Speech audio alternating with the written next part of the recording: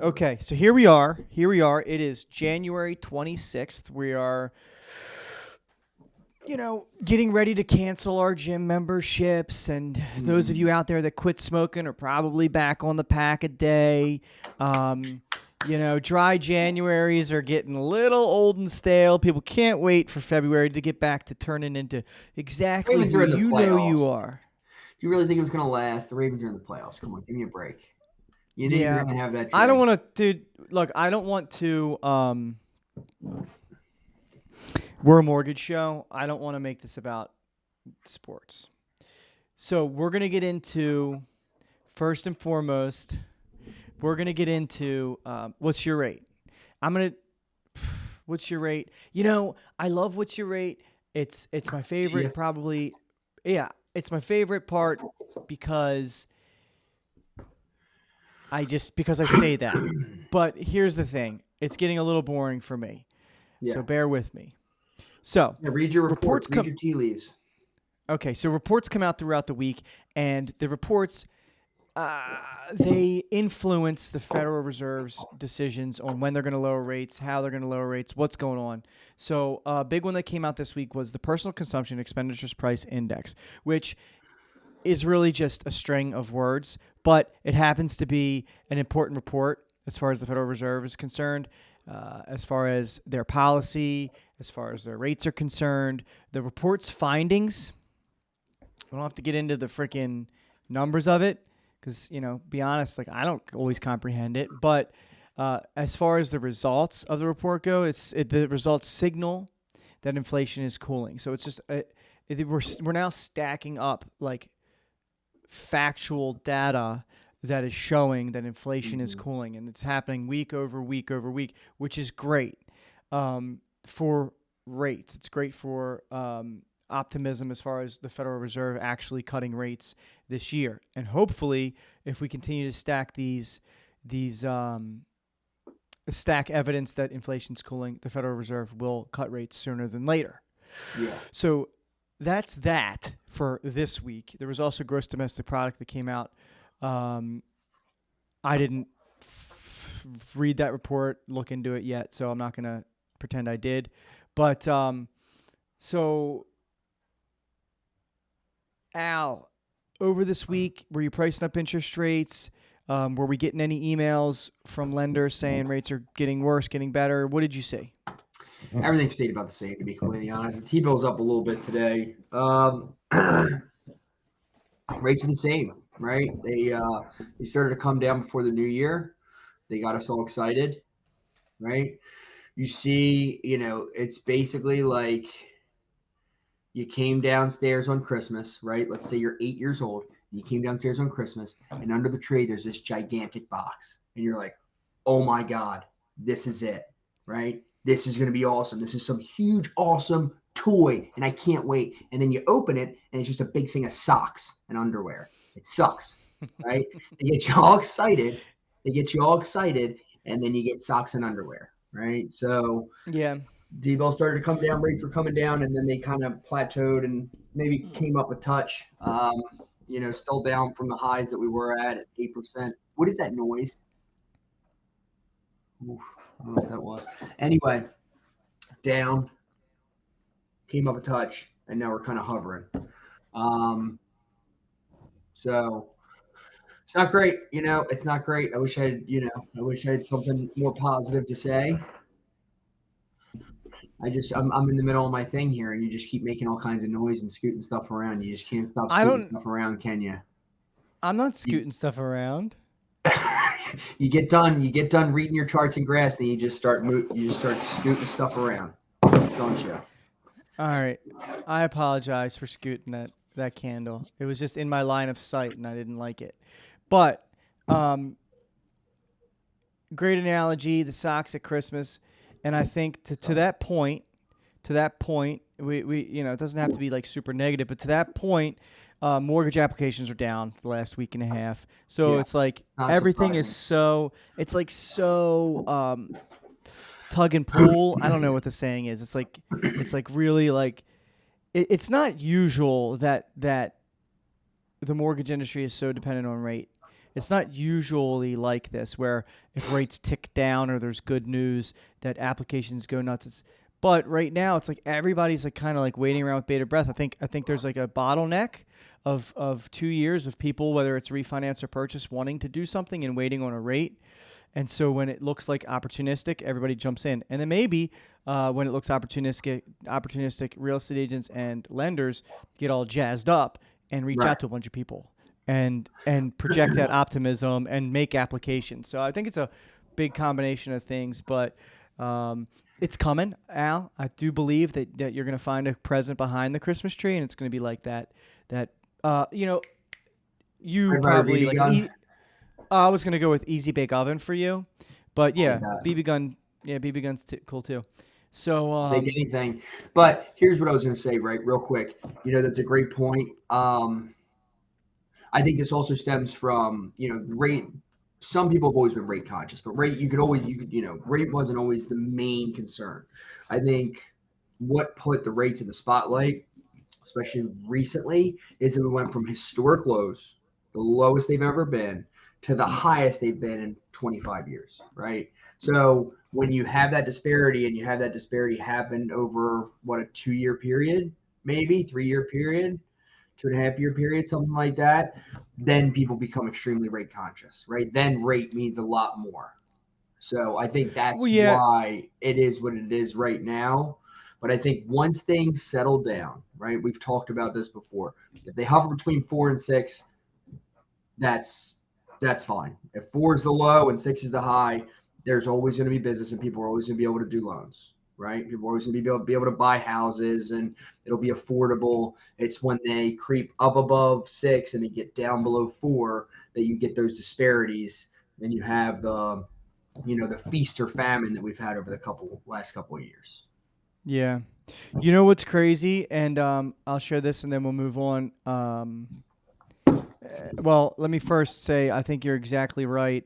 If rates are between 4 and 6, it's business as usual. Nobody's talking about rates. Nobody's talking about Right. CPI reports. Nobody's talking about any. It's boring. Nobody wants to talk about it. But when it's on those outliers, then it is a topic of discussion. So you're exactly Yeah. right.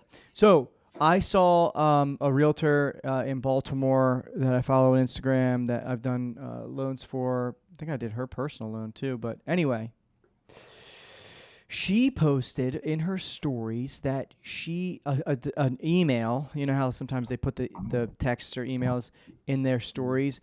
Scratched out the names and address and stuff. Mm-hmm. Anyway, it was another agent saying, "Hey, thanks for your offer. We got 9 others, and we're going with somebody else." So look, man, we've been saying it, and it's not a matter of like scare tactic. It's the truth. It's going to get worse. It's gonna continue to the market's coming on.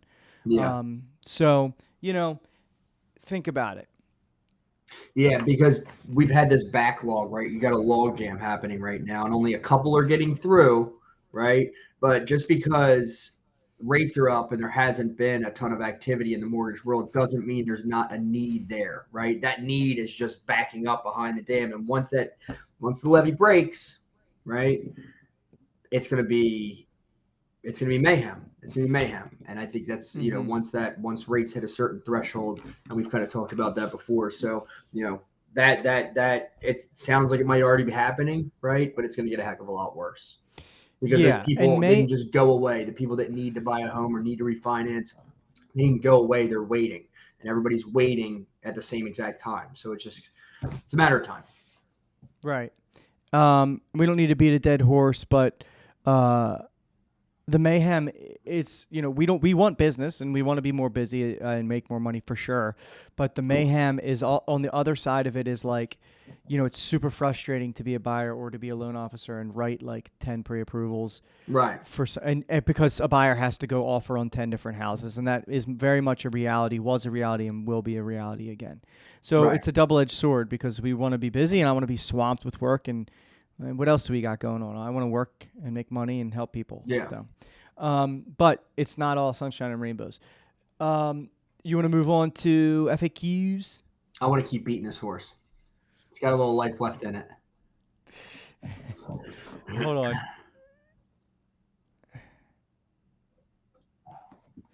I always get a little Allie DeSantis, my cousin, works at Julian's school. So when she hits me up during the school day, You it's gotta. like, I didn't know she works but there. That's great.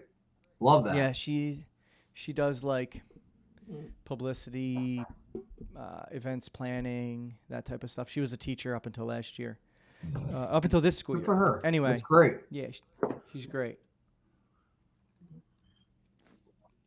Brian Bottai.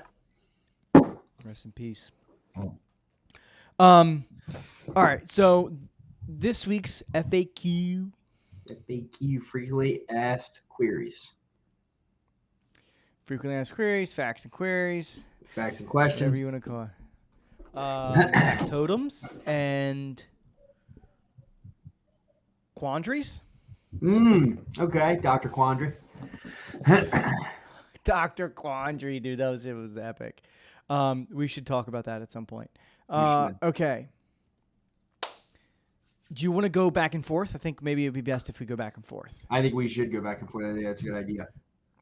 Okay, so this week for frequently asked questions, facts, queries, we are going to do a class. Everybody's seen it, everybody's heard it, but we're going to do our take on it, and maybe we'll even improvise a little bit. Al, what do you think about improvising? We're going to do. All right, we're going to do do's and don'ts of the mortgage process. So as a as a buyer, as a somebody applying for a mortgage, do and do not. Al is going to be our don't guy. I'm going to be the do guy. So, and actually, you know, it's funny. I hear the do guy in the background. Yeah. Do you hear him? Can you hear him? Oh, wow. I can't believe it's picking that up. Little squeaks never hurt nobody. No. He's ramped up right now. He's having a blast. All right. So I'm going to get started. If you're in the mortgage process, or you're looking to get in the mortgage process, do get pre-approved early in your process. It's great. Don't buy a car or take on any large debts. That'll mess with your DUIs and it ruins everything. Do identify a housing budget and stick to it. Mm. You're the only one that knows. Qualifying is one thing. Your budget, it's a whole other thing. You know you know what you got going on. Stick to it. You know it. Love that one. Don't change your job. If you're in the middle of doing your loan, how many times have we seen it? Don't change your job. Stay with your job until the loan closes. Stay with your job until the loan closes. Don't change jobs, please. Terrible idea. It's taking everything in my power to like not elaborate on and go back and forth on what I know it, right? Do provide accurate information to your loan officer. For the love of God. Is it that hard? Is it really that hard, right? Don't tell us you make, I make about $187,000 a year. W-2 says 68. But next year I'm going to get a bonus. It's like, just shoot it straight. Let us know. COVID jacked me up. Oh, yeah, okay. That was 6 years ago, bro. All right. Don't what, Al? Don't. Please don't take pictures of documents with your feet in the background. Right? Like, just get the document and maybe the table in there. We don't want to see any feet. It's cool that we live in a time and place where you can take a picture of a document and send it over via text, and I can put it in your file in 5 seconds. But with that comes people who think it's proper to hold the thing, the thing they're taking, and take a picture of it, and then you get like their scraggly toe in there. And trust me, you send me a picture of your toe, you don't want me sending a picture of my toe back. That thing will give you nightmares. And to piggyback on that, the people that take a picture of like a square, a W-2, which is like a rectangle, and it's like this, and there's corners cut off, and it's blurry. Yeah. Just get all 4 corners in to, just all 4 corners in. Make sure it's clear. All right. Do continue to pay your bills on time. That's good. Don't. That's good. Why don't you go don't, Alpha My do? Don't not pay your bills on time. Is that what you wanted? Don't randomly miss. I mean, I've had loans.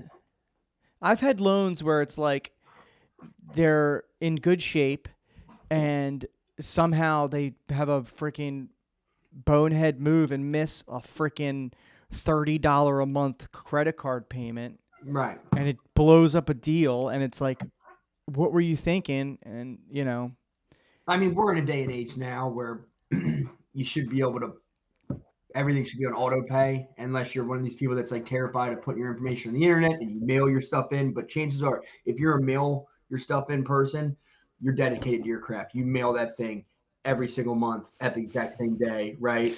yeah. It's the I'll pay it online, when I get around to it, folks that like, oh, I missed it, dude. Just set it on auto pay. Set it and forget it. All right. All right, let's crank here. Do pay your bills on time. We just did that. You just did that. I know. Do pay your bills on time. What do you got? Don't ghost your loan officer a week before closing. It's bad form. Bad form, poor form. Bad form.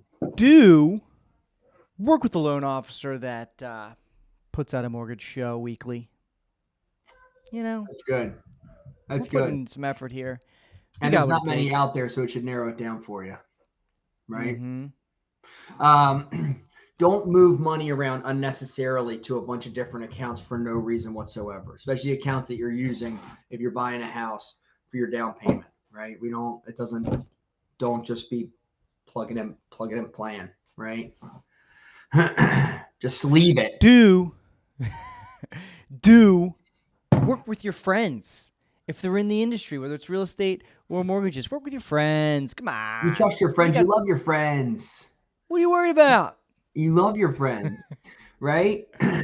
Hey, here's the thing. If you work with a random guy, we all watch these Netflix shows and we watch Dateline, right? He was a really nice guy. I never thought he would murder his entire family. That could be the loan officer you're working with if you're not working with your friends. Am I right?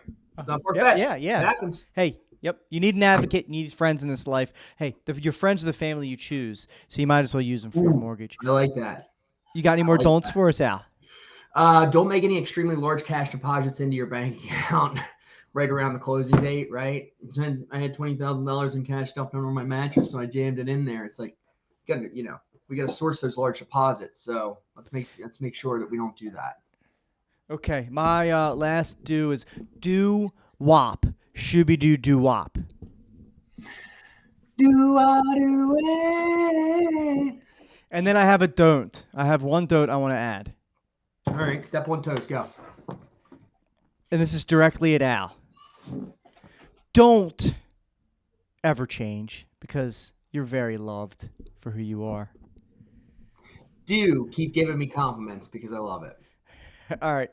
Okay, so I got to hold on 1 second. We're going to go into hot takes next.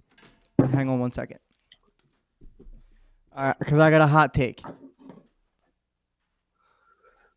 God, I can't wait to see where this is going. He's always got some sort of weird surprise. What's your surprise? It's probably in here. It's probably got the code.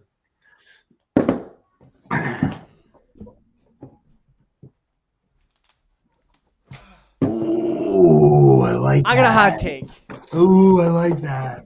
Man, I got a hot take. Shirt on. I didn't even know you were going Ravens. I know. It's really crazy. Here's my hot take, Al. What is it? The Ravens are going to the Super Bowl, okay? They're going to the Super Bowl. I love it. Because we're tired of it, right? We've been in this position before. We're tired of hearing about Lamar can't win the big game. How dialed in? Have you ever seen a player more dialed in than Lamar right now? I think, and I've been saying this to anybody that'll listen, athletes, because they're on center stage, we get to see athletes sometimes where they tap into something in the universe where they just can't be stopped. And I think Lamar is on one of those paths. He's on a river. The current is taking him. He's like, people are coming and going, and the world's past, and he's just boom, and he cannot be stopped. And he will not be stopped. Laser focused. Lamar will not be stopped. And not to mention, I mean, you got this amazing playmaker in Lamar, but then you flip to the other side, the defense, reminiscent, right? Reminiscent of the old days, reminiscent of the Ray days. So, with Roquan out there, just big boy people. It is Roquan Roquan to me is playing like the second coming of Ray Lewis. Absolutely. And the His, physicality and the trash talking, like, oh my God, it's fantastic. You love to see it. You love to see every it. single thing about his game is very Ray Lewis. The way that he speaks to players, the way that he brings life into it, and then the way the like you said, the physicality. His trash talk is like it's like tough trash talk, but it's not super. It's not super like disrespectful. It's like I Yeah, am your yeah, fuck. yeah. It's like I am who I am, and you know, like it's just there's nothing you can do about it. He's just big boying people. He's just saying, man to man, I'm gonna beat you up. Basically, he's not gonna talk about your family. He's not one of these people that's gonna say a bunch of things that you shouldn't say about people, right? He's just saying, you know, if you step into my zone, if you step into the Thunderdome, I'm gonna take care of business, and I All right, love that about him. So all I right. agree. And real quick, you have Wait. also We can't. We could talk all freaking day about the Ravens. We should move on to opinionated. Okay. So here's my opinionated. My opinion is that we're going to the freaking Super Bowl. What else you got? oh God. What were you gonna say? What were you gonna say? My opinion is that Raven Stadium, the bank, right, is the loudest and best home field advantage you can get in the NFL. And you've heard people talking about it, right? So, I mean, it's loud, it's crazy, it's raucous. The people are out there in the elements. We're going to find out this weekend. It's going to be rainy, right? It's going to be cold and rainy, but Uncle Al's going to be there loud and Um, proud. you know, Arrowhead is notorious for being one of the craziest, but Baltimore, man, Baltimore, you get. I mean, I'm really having some serious FOMO being down in Florida for these past 2 weeks, but I'm happy that Baltimore's having its time. The first time that the Ravens have ever hosted an AFC Championship, and the first time that an AFC Championship's been in Baltimore since the 70s. So Yeah. pretty freaking special. It's extremely special. I'm so excited for Sunday. The atmosphere is going to be crazy. And, I hate to say it and I hate to draw attention of it. Everybody's tired of it. Everybody's tired of hearing about it, right? We want to put an end to it. Nobody cares, right? Nobody wants to see Taylor Swift every time Travis Kelce makes a catch or makes a play. Or even when he doesn't, when they score and it wasn't him. They have to show the box. They have to show the box. And I love Jason Kelce, right? Him jumping out of the window shirtless. Fantastic. Love I have it. nothing bad to say Awesome. about Taylor Swift. I love Taylor Swift. I don't want to see her when I turn on a game on Sunday. Every single, flasher. Oh, look who's here. Great. Here's a couple other celebrities that are in attendance. Great. All right, now focus on the game. I don't want to see It's a little obnoxious. It's too much. And, they're not doing her any favors by showing her so much because everybody feels that way. It's a little much. And she might even be a little embarrassed by it. I mean, I don't know. Who knows? But yeah, it's a little much. But yes, that's stupid. Let's focus on how amazing this Ravens team is playing, how Lamar has completely broken through to the next side of his career, which is just composed and using his skill set exactly perfectly, not doing too much, not doing too little, ball security, making great throws. It's just special what we're watching right now. And in my mind, awesome. I mean, as long as I am worried a little bit about the rain because it's the great equalizer, and if the rain plays a factor, I think it'll turn into more of like a which way's the ball gonna bounce type game. Yeah. But if all Yeah, I else is agree. equal, I think it's a two score game. I think that they bully, beat down, and just do not stop their relentless just physicality. And I don't see the Chiefs being able to play ball like that. Yeah, I mean, look what they did. All these hot teams in the NFL. I mean, Seattle was hot when they came to Baltimore. I mean, beat the hell out of them. The Lions were hot when they came to Baltimore. Beat the hell out of them. The Dolphins, God, that game just absolutely destroyed them. And then go on the road in San Francisco the next week and beat the hell out of San Francisco at home. Like, this is a team that, I mean, and these are some of the best teams in the NFL at the time. And two of those teams are vying for the NFC Championship. And both of those teams, the Ravens just absolutely dismantled. And So, dude, the Texans were no joke. They had no, yeah. um they had a good run defense and a good and a good running game, right? And they scored three And freaking Stroud was points. playing fantastic. Stroud was playing Yeah. lights out. So, He was on a little streak. He was yeah. having his moment. And they got a great coach in Domenico Ryans, Roll Tide. So, and you see what Baltimore did to them. So it's just it makes all the stuff you hear coming out about this ref and how this ref always calls games for the away team. The away team always gets the calls, and then obviously the script, right? If the NFL is scripted, then why wouldn't, of course, they'd want Travis Kelce and Taylor Swift at the Super Bowl. But I don't know. You still got to go through Baltimore, right? You still got to Shall beat not be denied. shall Lamar not shall not be be denied. denied. So Shall yeah, not be infringed. I agree. Now, what do you think about on the Sometimes other you- side? On the NFC? Yeah, I'm so just ultra like excited about the Ravens. I do not care at all. yeah, It'd be neat if the Lions made it because it's the Lions and they never, they've had such poor output for their whole existence. So that would be cool. yeah. I mean, San Francisco is really, really, really good, regardless of what the Really Ravens good. did to them. They're really freaking good. And Detroit's definitely had slip ups and moments of weakness where they don't look that great. Yeah. So I think San Francisco is probably better, but dude, that's why I love sports so much. Being, an underdog and that's why you play the game. I mean, the Ravens when they won it in 2012 and 2013, they were not a very good team. Certainly the year before when they lost in the Billy Cundiff kick was a better team than the team that actually won it. Without a doubt, yeah. And they were the team of destiny. So maybe that's Detroit on the other side, but I think like on paper San Fran has got it. Yeah, I agree. But I'll tell you what, I would love to play for a guy like Dan Campbell. I mean, you come into your press conference to, take over the team. You talk about biting off kneecaps, right? Knocking people down, and then his speech about what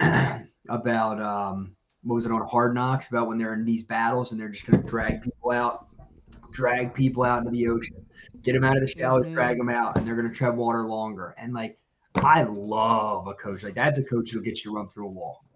I love that.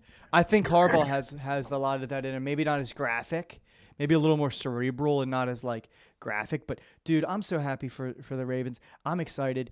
I freaking, being away from Baltimore makes me love Baltimore even more in times like this. And I felt the same way when the Orioles were hosting the AL. Is it this DS or CS? DS. DS, yeah.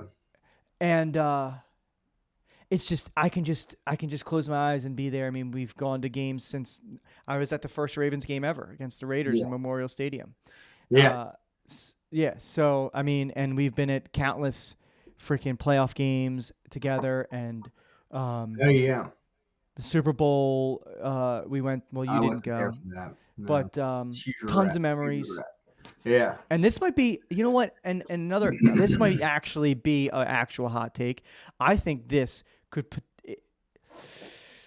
whether they win the Super Bowl or not, I do believe that this is probably the most well-rounded and best Ravens team ever. I definitely go along with that. I don't think there's any dispute. I don't think you could dispute it. I mean, like I said, the way the defense is playing, nobody's ever going to be better than the 2000 Ravens, right? As far as defense, that's the best of all time. But I don't think it's possible to even be that good in today's NFL, no matter what. No. It's a completely different game. But I think that, as far as defenses go, you have to put that team in their era, right? You have to look at them as far as how they good in that era, how good they are in that era, as opposed to as a whole, right? Mm-hmm. But as far as this has got to be the best offense the Ravens have ever had, and it's because of obviously the playmakers, right? Lamar's playing at MVP level. He's finally got all these weapons. Andrews is coming back. He just got activated. And then Todd Monken done a fantastic. We have an offensive coordinator that can actually get people open, right, and uses Lamar's skill set to the best, like as well as he possibly can. I mean, I don't. This And is hands freaking down the dude, best Ravens team I've seen. and Gus Edwards, I mean, he's going to run for 800-ish yards, right? Or Yeah. he ran for 800-ish yards. Yeah. That's no slouch, and especially when you're splitting the backfield with at one point 2 other backs. So, and 14 touchdowns I think Gus has. I mean, or 13, I think. Yeah, I don't know, 13 or 14. Yeah. I think it's 13 or 14. But anyway, he's playing great. Everybody has their role. Odell, I think that he's probably a great voice in the locker room. He's mature. Yeah. He's probably so great for those young receivers. Just A, because he's one of the best, and B, just I think he's got a lot of knowledge to give you knowledge about knowledge. A lot of knowledge to give you knowledge. Mm-hmm. Yeah, and life experience. He's been there, and he's come so far. He was the prima donna, right? Hitting the kicking net and stuff like that. He's come so far from that. He's not that guy anymore, right? Now he's the dude. Now he's veteran. Just the dude. Yeah. Yeah. He's great. And then Flowers is just as explosive as you get, right? As explosive you get, and I love seeing him on the sidelines with a big smile, like keeping it light. Yeah. That's this team's like vibe. I think like they take care of business, but they have fun doing it, which is like. Yeah. Oh, it's so cool. Great locker room. It's got to be a great locker room. I think they all care about each other. It's a really good team, which I think is what Harbs probably does the best is like get the team to buy into the team. You know what I mean? Which is so important, especially when you're in the stretch, right? When you're coming down the stretch and you're in the late run. It's going to be awesome. Think about it. Awesome. Think about this is the magic of John Harbaugh. He went into the playoffs as the number 1 seed, so the best team in the NFL. And he somehow had his guys convinced that they had something to prove, that they have to have a chip on the shoulder, that it's us against the world. That's hard to do when you're a bunch of mostly 20-something-year-olds and you're going into the playoffs as the top seed. It's got to be very hard, and he has them in that mindset of it's us against the world. We got something to prove. Nobody believes in us. Which, I mean, that's a good coach. It's a great coach, right? And that's what you have to do. So I think they are bought in. Everybody's playing at a high level. Sunday can't come soon enough, man. It's going to be awesome. Let's give our finishing thoughts. I want to ask you a question, but my thought about Kansas City, I think that they're great. I think that they've been there 6 years in a row, and they are the team to beat. And I will probably get nervous Sunday. Right now, I'm excited. I think it's extremely hard to go on the road to Buffalo, to go toe-to-toe in a 12-round freaking knockdown, drag-out, haymakers thrown, haymakers taken, and then get up for another game the following week. I don't think the Ravens experienced that last week. Yeah, it was close early, but we kind of pulled away. It was kind of like technicalities toward the end of the game. So I think that we have the edge there. Can I ask you, Al? Real quick, here's another thing about Kansas City that I'm glad you said that. They're known for being this offensive team with Kelsey and Mahomes and some of the weapons they've had in the past, right? Mm-hmm. I would think that they're more like a finesse team, right, than a gritty, hard-nosed kind of team. But they played one of the coldest games in NFL history against the Dolphins, right? Then they turn around and they play in Buffalo, which is a very, very tough environment in the snow. And then they're coming to Baltimore to play in the rain. You got to give them some credit. They've definitely, that's tough. That's really, really tough to do. And like you said, I think it's got to wear on you, all those, those games and the elements like that. But they're gritty. They're pulling them out, right? They're gritty for sure. Mahomes, it's really easy. He just carries himself kind of daintily, but he's a tough son of a bitch. He really is, yeah. Yeah. And they're winners. He's a winner. He's a freaking Hall of Famer after 6 years of a career. So I'm excited. I just don't think this team can be denied. Can I ask you to give me a little insight of just walking into the stadium? Paint me that picture. People going crazy. You're patting people. You're drinking giant beers. You got. Oh my God. Well, you start off, you have a drink or two, before you get there because you're already getting excited, right? So Where are you? As soon as you get, so we go to Pickles first. We have our routine, which at this point you cannot change. Go to Pickles, right? Get a tall boy orange crush, right? Which is gonna be cold. It's gonna be cold out there. It's gonna be rainy, but we stand outside and we drink our orange crush. Then you have a long walk because you got to walk past the Camden Yards to the stadium, and you see people walking, and there's a lot of high five, and you're yucking the excitement's going. Everybody's just, yeah. Oh yeah, people are just so excited. The youngsters are all the youngsters are all drunk and probably from the night before, but it's great. Hammered. Everybody's Yeah, there. they're just and the music's just pumping at these tailgates, and they're just going nuts. But I can't do that, right? I need to be in it for the long haul. So, and then yeah, I mean, you get into the stadium and you get in there and you get up to your seats, and it starts filling up, and the flyover and the high fiving. And just like I was trying on my outfit last week because it was going to be cold, and every time I put a layer on, I had to make sure that I could, because there's guys behind. You got to get the guys behind. You got to get this way. You got to get this way. You got to get down here. You got to have range, right? I don't want to limit myself. And my wife thinks I'm a nut job. She might be right, because every time I put a layer on, I had to, test it out. Got to test it out. You sneak in a little bit of blackberry brandy to warm you up, right? To warm the bones up a little bit. It's loud, it's exciting. You've lost your voice by the end of it. There is nothing better. It is. I'm just getting so excited thinking about it. But still have a couple more days. I don't want to wear myself out. Still have a couple more days, and it's sports. I get it. The ball could bounce and they could lose or whatever. I don't see it happening. I don't think it happens unless there's some wacky stuff that happens, but wacky stuff happens from time to time. So that would be devastating. Yeah. But shoot, man, I mean, it's regardless, it's been such a fun little ride, and it's just so great to and everybody gets into it. It's so fun. I'm walking around Florida like wondering why people aren't into the Ravens. Right. Why aren't you wearing Ravens? I mean, but I forget that I'm in Florida, and it's just like, but I just can't. I'm like a little kid. I feel like a little kid, and it's the best. Yeah, I mean, you walk at here. If I go to the gas station, the guy behind the counter's got a Ravens hat or a Ravens shirt on. Everybody that walks in's got some sort of Ravens stuff on. You know what I mean? It's such a cool feeling. And I mean, if you're, this is in closer to Annapolis, but if you're in Baltimore, I mean, everybody is rocking their gear. Everybody, has some sort of Ravens something going on. It's exciting. I think everybody's juiced for this. So, man, been waiting for it. We shall see. Yeah, we will see. So, all right, I think that does it for our show this week. 42 minutes. Dude, it's actually really crazy. Oh, you know what? Let's sign off. If you stuck it out this long, thanks for watching. We appreciate you.